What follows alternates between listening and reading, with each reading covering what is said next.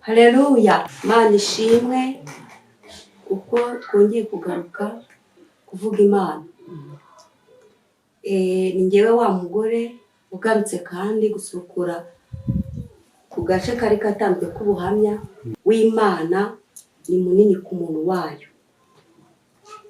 Nitwa Uwimana Leonira. Uwimana Leonira, ngarutse kuvuga Imana nabonye, Imana ntumvanye abandi. Twari tugeze aho ari ndimo mvuga ngo Imana yarambwiye ngo urugamba rurakomeje. Rero muri urwo rugamba rwari rukomeje, igihe nari mvuye mu bapfumu, nahise ninjira mu gika cyo kubyara, atwara inda zikajya zivamo. Ariko mbere gatoya naje gutwara inda y'umwana wa mbere ndamubyara.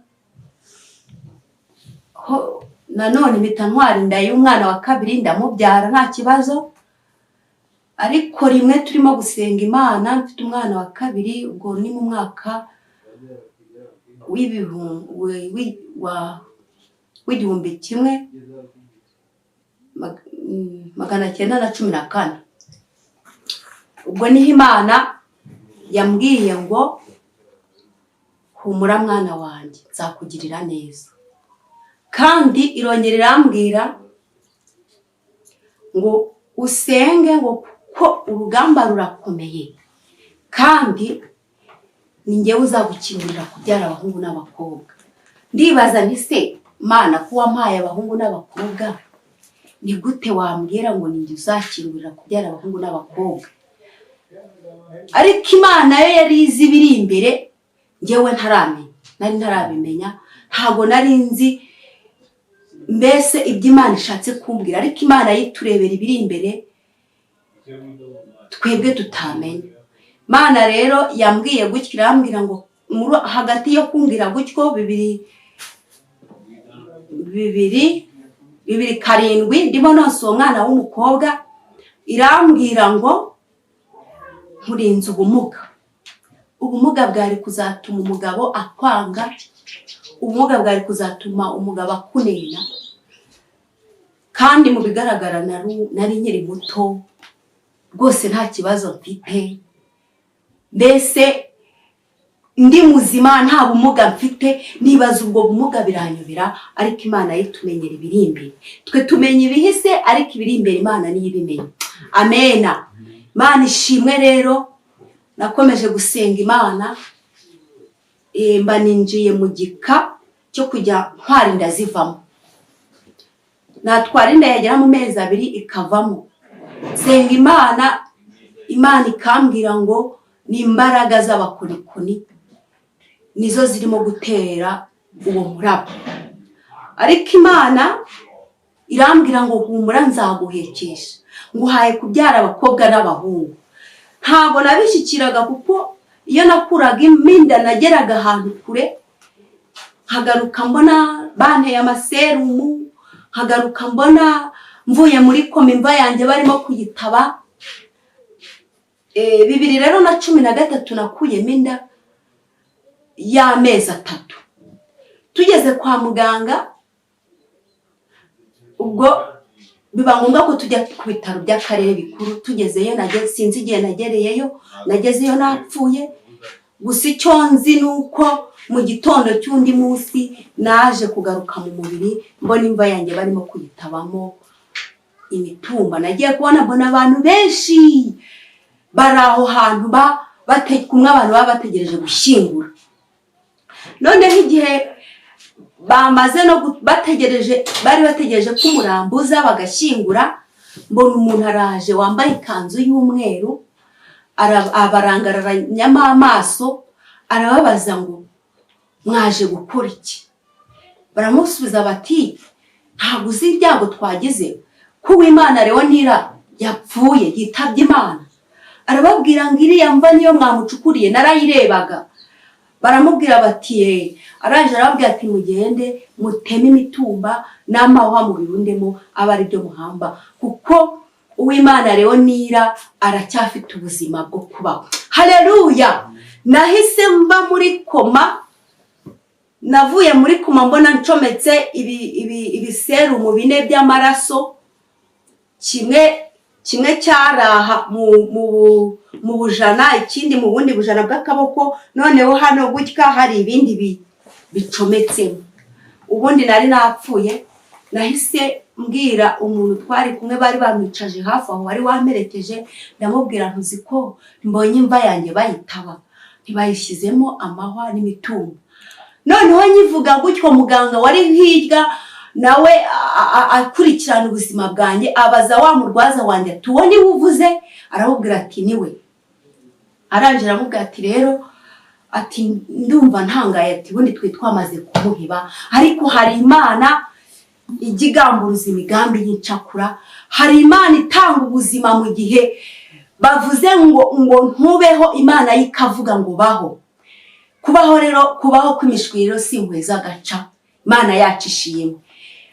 Dukomeje ubwo nahise ngaruka nyine musubira mu buzima busanzwe, mba ntwaye indi nda 2014.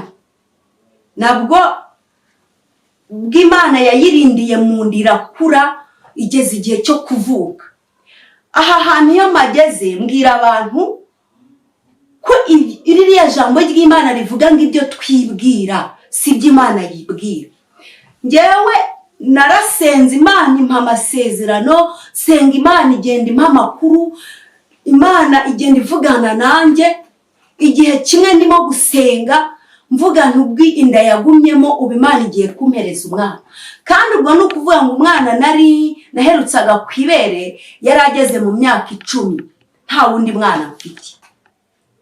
Imana yo kabyara abakobwa n'abahungu bakijijwe, ihagarara ku ijambo yavuze, ikarinda n'uwo yaribwiye kugira ngo isohoze. Uyu mwanya ndimo ndavuga imbaraga z'Imana, nk'uko ubuhamya bwanjye nabuhaye intego ivuga ngo umugambi w'umwana w'umuntu w'Imana ni muremure, ni munini cyane. Rero naje kugeraho ndigeze mu mezi 8 hafi yo kuvuka, turimo dusenga, umukozi w'Imana twari ku rusengero iwacu arambwira ati mbonye, ati musengero uriya mama, ati mbonye akagare gatoya, ati n'irindi gare rinini bimuhagaze imbere. Ati ngiye kubona mbona akagare gato karagiye kaheza ahantu mu mworera, ntabashije kumenya iherezo ryaho. Ati ariko mbona igare rinini rirasikaye rihagaze. Ati rero mu musengere ngo twarasenze, hari n'abandi banyamasengesho twabanaga, tugira umwihariko nabwo turasenga. Icyo gihe Imana irambwira ngo humura mwana wanjye, ndi kumwe nawe, nzabana nawe. Ibuka ko nakubwiye ko nzaguha kubyara abakobwa n'abahungu, nzaguhekesha, humura nubwo ubona bikomeye, nzabana nawe, tuzajyana no mu rupfu, tuzajyana tuvaneyo. Numva ko byanga bikunda ngomba kubyara umwana muzima, kuko Imana icyo gihe yarambwiye ngo nguhaye imyambaro y'umwana. Noneho kumva Imana ikubwiye ngo nguhaye imyambaro, ngo kandi itari pirate, ubu tuvugana ndimo ndavuga Imana nabonye. Iyo icyo gihe Imana itajya kuba mu ruhande rwanjye, uyu munsi nta muhanuzi uba ukimpanurira ngo nemere ibyo Imana yavuze. Kuko Imana yambwiye ngo impaye imyambaro, nakira ko ngomba kubyara umwana muzima. Ndagenda ngura imyambaro, njya mu mujyi wa Kigali ngura imyambaro itari pirate, ngura ishari zigezweho, ngura amashuka agezweho, ngura imyambaro, mbese ndazi ivarisi ndayipakira, kuko Imana yari imbwiye ngo mpaye imyambaro irayimpaho. Igihe cyo kubyara rero cyarageze, ndagenda ngeze kwa muganga, bahita batarasifera kuko urumva byari ngombwa. Ngeze ku bitaro bikuru by'akarere, barambwira bati tegereza, ujya aho ababyeyi bategerereza, ugomba kubyara. Nagiye gutegereza, ariko muri aho ngaho dutegere ababyeyi bategerereza harimo abanyamasengesho tugomeza gusenga Imana ikagishura imigambi mibi, igahishura injangwe zifite umujinya, igahishura inyamaswa z'inkazi, ariko tukavuga ngo hari icyo Imana yavuganye natwe. Kandi kuko nshingiye ku by'Imana yambwiye numvaga byanga bikunda ngomba kubyara umwana muzima. Ubwo rero twaje kuharara burongera buracya. Ku munsi wa kabiri ku mugoroba waho yitegereje aho niho nagiye kumva numva birahindutse, numva ibise bibaye byinshi, mbese ndavuga ngo igihe cyo kubyara kirageze. Mbwira umumama twari kumwe wari wamperekeje nitegura imyambaro, ngewe ndajya mu rubyariro ndavayo mfite umwana byanga bikunda. Rero naragiye ninjiye bw'abaganga bari batashye hasigaye bizamu, ngezeyo uwari waraye izamu arambwira ati hangane genda uryamishe urubavu rw'ibumoso wihangane rwose ibintu byawe birimo kugenda neza byanga bikunda urabyara. Ndamubwira nti se muganga ko ndimo kumva nsunika umwuka bimeze biti?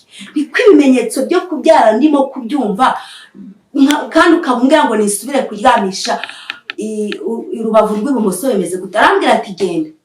Ubwo naherutse ngaruka ku gitanda aho dutegerereza, aho twari dutegerereje ababyeyi, igihe twari nyamye mperuka ndimo n'indibwa mfata igitanda. Ubwo ko nibwa nkafata igitanda nkihangana nkashinyiriza, ariko ubwo ibindi byakurikiyeho ntiwabimbaza.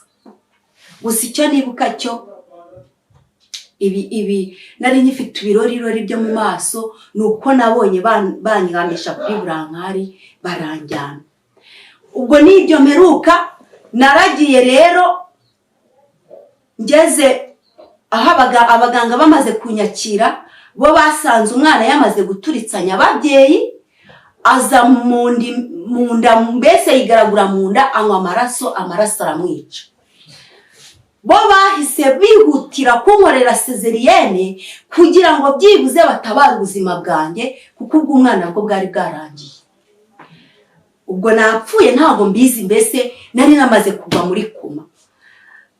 Ubwo baje kubiyo umuntu twari twajyanye ngo arategereza icyo gicuku cyose, arategereza araheba, ngo amaze kurambirwa ajya kubaza umuganga, aravuga ati umuntu wanjye mwajyanye ku mugoroba mu masaa moya kugeza aho ubucyacya bugiye kubuzira bimeze bite? Baramubwira bati rero ntabwo ibintu by'umuntu wawe ari byiza, umwana yapfuye kandi na nyina nawe nitumubara, niyo mpamvu twabaye ducecetse mbese kugira ngo tubanze turebe n'ibyanyu. Rero nge aho ngaho nahise ninjira muri urwo rupfu cyangwa muri iyo koma, niho nahise nsurirwa n'Imana. Haleluya! Imana yacu irakomeye. Iyi Mana tuvuga ni Imana ishobora ibintu byose, kandi ibintu byose ijya yemera ko bitugeraho. Mbese niyo nyiri urugamba. Rwa rugamba rero rwari rukomeje. Ubwo mba ndi muri koma, njya aho nari ndimeze nk'umupfu, njye nagiye kubona mbona ndimo ndurira igikuta cyubakishije amakaro. Noneho icyo gikuta iyo nabaga ndi hasi yacyo nararebaga, nareba hejuru nkabona sinyiheza, ntabwo nagihezaga, ariko nkarwana no kugisera, nkakakamba nkagisera. Ibaze rero gusera amakaro muzi ukuntu mbese ananyerera, ariko narayaseraga ndayasera, nkajya ngenda nkakamba uko uzi igikatagangurirwa cyurira ku nzu, niko numvaga ndimo kugenda. Nageraga hejuru ninutse icyo gikuta nkahasanga marayika uhahagaze. Marayika wari uhahagaze yari afite inkota, warebagamo ukaba wahuma. Noneho iyo nageraga aho hantu nasangaga hari ikibaya cyiza giteyemo jaride, indabo ntarabona muri iyi si. Mbese aho nabashije kugera ngewe ntabwo ndazibona izo ndabo, n'impumuro yari irimo ihatamatama ntayo ndumva mu minsi yanjye yo kubaho, ntayo ndumva. Noneho ubwo narahageraga, hari inzira nyabagendwa. Iriya nzira ijambo ry'Imana rivuga ngo hazabaho inzira nyabagendwa kandi ngo iyo nzira izaba iyo kwera, abagenzi nubwo baba babaswa ntibazayiyo. Haleluya, Imana ishimwe. Abemerewe, abagenzi bemerewe kugenda, harimo umuhanda ushashagirana. Ntekereza ko ari wa wundi tujya turirimba wa zahabu na yasipi, ushashagirana urimo mbese gihogera. Umugenzi wabaga wemerewe kugenda we, marayika yaramuhekaga akamubererekera agatambuka akagenda. Njyewe rero yahitaga amagarika akambwira ati subirayo. Ntago subirayo kuko uyu mubiri twambaye uyu narawurebaga ahantu cyabaga kiryamye, icyo kibiri narakirebaga, nkareba uburyo uko cyari kimeze icyo gihe, nuko nari navuye ku iseta na sonde n'ibipfuko byose narabirebaga. Nakirebaho kiri nkamubwira nti ntago subirayo, akambwira turasubirayo tugasigana. Igihe ngewe ndimo gusa nkaho mutera igitugu ngo ngende, yankoragaho gusa nkisanga nasubiye hasi kuri cya gikuta. Nicyo gikuta nacyuriye inshuro 5 mburana na marayika w'icyo. Mu magambo ya mbere twavuganye niko yakomezaga kuza. Icyo gikuta maze kucyurira inshuro 5, ya gatanu niho yabaye nkumfata arambwira ati tuza tuganire. Ndamubwira nti, arambwira ati nta byintu twavuganye nawe. Ndamubwira nti birahari, ariko se nimba bihari ko mwambwiye ko muzamu umwana, mukambwira ko mumpaye imyambaro y'umwana, nkabibona nkajya i Kigali nkagura imyambaro y'igiciro, nkagura amashari, imyenda nkayuzuza ivarisi, ni gute mwampaye umwana upfuye? Kuko naramurebaga ahantu aryamye mu bitambaro nari narakosheje. Uko narebaga iki kibiri niko narebaga n'umwana wanjye aho ari, nkahita bishurirwa ko ari uwanjye. Aranjira ndamugana uriya mwana si uwanjye? Ati nese ntiyapfuye? Ati yapfuye. None se nimwambwiye ko mumpaye umwana ndetse mumpaye n'imyambaro? Ati rero, ati umwana, uriya mwana yapfuye twamwishubije, yari umugeni, kandi umugeni agomba kujyana ibyambarwa. Ibyambarwa twakubwiraga nuko umugeni agomba kugenda yirimbishije. Ati ariko tuza tuganire. Ndamubwira nti ntago nsubirayo. Arambwira ati tuza tuganire. Ishusho ya mbere yabanje kunyereka, yarambwiye ati reba hariya. Ndareba, subiza amaso aho cya kibiri kiri, ubwo ni mwisi. Mbona umutwara ahantu yari ahagaze arimo kurira. Amarira yariraga ntago nabona uko nyavuga. Bya bindi bavuga ngo amarira y'umugabo atemba ajya mu nda, barabeshya.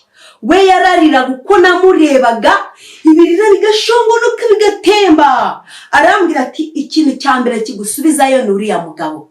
Ati ikindi ni amasezerano naguhaye, kuko nta mwana w'umuntu nzagirana urubanza nawe.